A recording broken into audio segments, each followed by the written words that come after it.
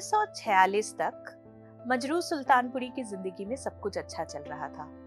वो जिगर मुरादाबादी के शागिर्द थे।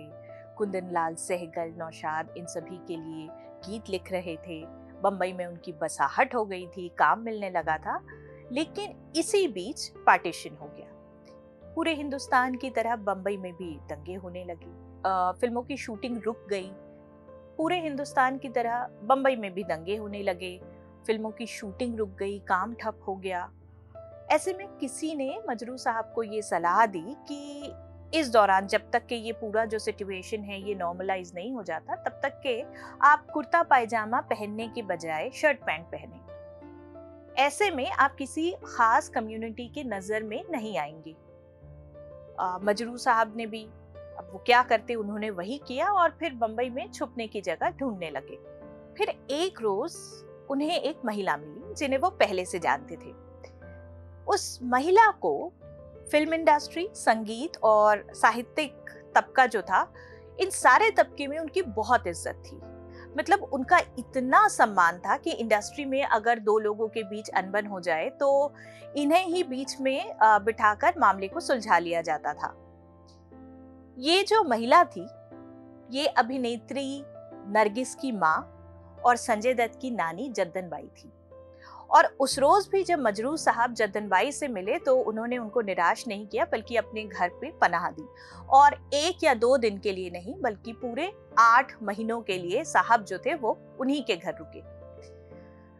बहरहाल उसके कुछ दिन बाद जो है धीरे से चीजें नॉर्मल होने लगी, काम फिर से शुरू होने लगा। और जैसी फिल्मों की शूटिंग चालू हुई, मजरूह साहब को भी अच्छा खासा काम मिलने लगा। AK कारदार, राज कपूर, इन सभी की फिल्मों के लिए वो लिख रहे थे और गीत उनके बड़े पॉपुलर हो रहे थे। मगर इन सब के बीच 1949 में एक और हादसा हुआ।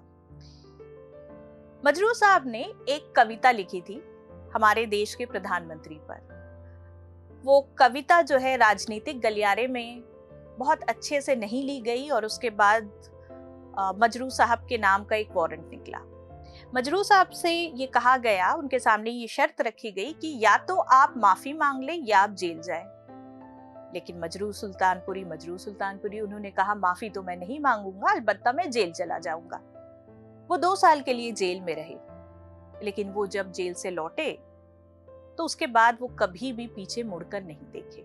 theLens.in के कारवां पर मैं हूं सुदेशना और बात हो रही है मशहूर शायर और गीतकार मजरूह सुल्तानपुरी की।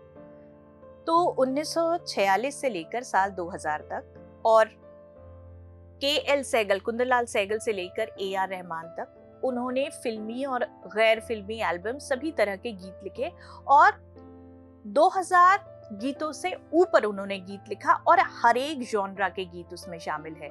मतलब भजन से लेकर कैबरे, गजल से लेकर दादरा, ठुमरी, रोमांटिक। और ऐसा माना जाता है कि मीटर पर उनकी जो पकड़ थी उस तरीके से और किसी भी लिरिसिस्ट, गीतकार या कवि या शायर की वैसी पकड़ नहीं थी। और जब हम उनके लिखे को देखते हैं तब एक चीज समझ में आती है कि इतनी वैरायटी वही शख्स दे सकता है जो या तो एक कवि है या वो एक शायर है।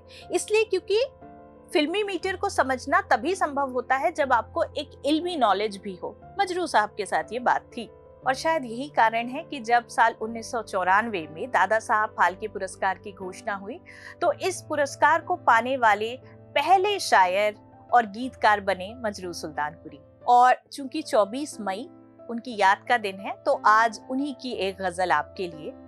और ये जो गजल है इसमें रुमानियत है, संघर्ष है और फिर उम्मीद से भरी एक जीजी विशा भी है।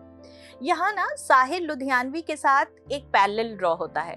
जब हम साहिर लुधियानवी की फिल्मी गीतों को देखते हैं तो या सुनते हैं तो उसमें एक तलखी, एक कड़वाहट कहीं नजर आती है। आज की जो गजल है उसमें भी ऐसा है कि कहीं एक कड़वाहट है, एक शिकायत है, लेकिन रुमानियत भी है और आखिरी में इनसे उबर जाने की, इनसे जीत कर बाहर आने की भी बात है। मसलन एक जगह वो लिखते हैं, वही जबी वही अश्क वही आस्तीन, जिसका अर्थ है कि सारी चीजें बिल्कुल वैसी ही है, वही आंसू है, वही आस्तीन है उन्हें पोंछने के लिए, मगर परिस्थिति बदल गई है। एक दूसरी जगह वो लिखते हैं कि मेरे काम आ गई आखिरीश ये काविशे ये गर्दिशे। काविश का मतलब होता है खोज या तलाश। तो जाहिर है जहाँ खोज है वहां पर कुछ पाने की चाह भी है, और जहाँ कोई कुछ पा लेता है तो फिर उसकी जीत की खुशी भी है। तो चलिए अब सुनते हैं ये गजल मजरू सुल्तानपुरी की कलम से। मुझे सहल हो गई मंजिलें वो हवा के रुख भी बदल गए। मुझे सहल हो गई मंजिलें वो हवा के रुख भी बदल गए। तेरा हाथ हाथ में आ गया कि चिराग राह में जल गए।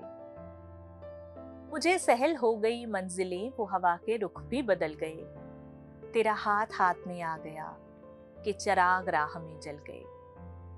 वो लजाए मेरे सवाल पर कि उठा सके न झुका के सर। वो लजाए मेरे सवाल पर कि उठा सके न झुका के सर। उड़ी जुल्फ चेहरे पर इस तरह कि शबों के राज मचल गए। वही बात जो वो न कह सके मेरे शेरो नगमा में आ गई।